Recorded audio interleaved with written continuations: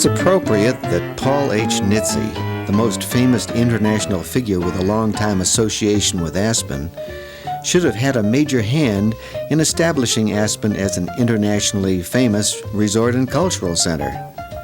His service to his country is well known. He's been called the most influential continuing advisor to the United States government since President Truman.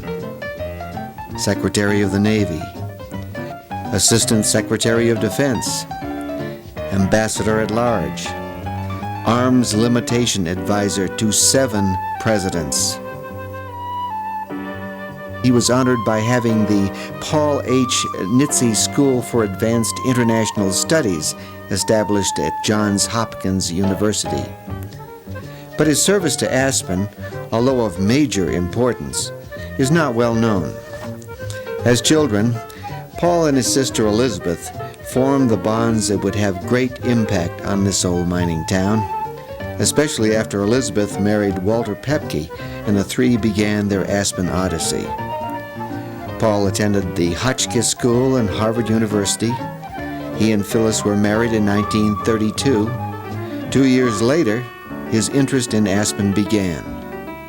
One of the apprentices under his supervision in the New York investment banking firm with which he was associated was a world champion bobsledder and accomplished skier named Billy Fisk. Billy asked Paul for permission to take a month off to search for a place in the Rockies that could be developed for skiing on a par with St. Moritz. Billy returned with the good news that he had found the place. It was Aspen, Colorado, of course.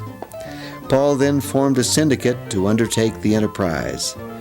The bad news was that the partners were unable to raise the necessary capital to support the dream. Billy, still undaunted, continued to pursue the project. Several members of the syndicate funded the Aspen area's first ski lodge, the Highland Bavarian, now a private home at the confluence of Castle and Conundrum Creeks. Experts in ski development were hired and studies were made. A variety of improvements were completed. Guests even scaled Mount Hayden. But World War II intervened, and Billy was killed in the Battle of Britain. Paul became involved in Aspen's rebirth once again when the Pepkes encouraged him to join them by organizing the Aspen Skiing Corporation. As chairman of the board and the corporation's largest individual shareholder, positions he held until the company was sold 32 years later, he appointed the first president, a classmate of his at Hotchkiss.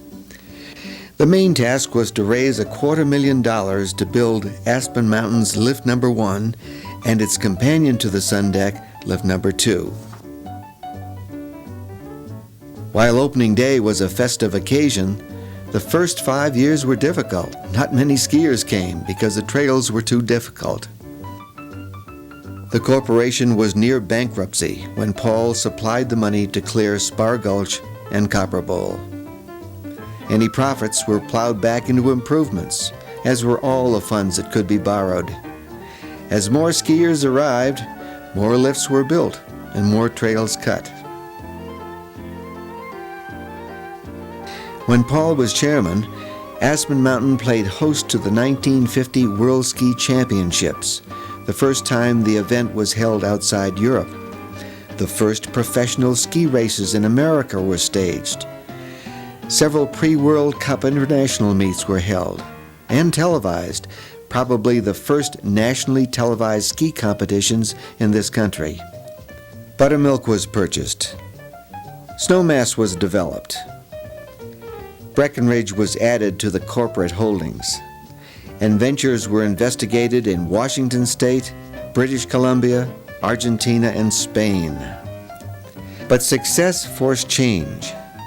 As the value of the corporation increased, other large stockholders pressed for its sale to realize profits. Paul was able to rebuff one lucrative purchase offer in 1976, but 2 years later, the pressure was too great to resist. 20th Century Fox made an offer that couldn't be refused.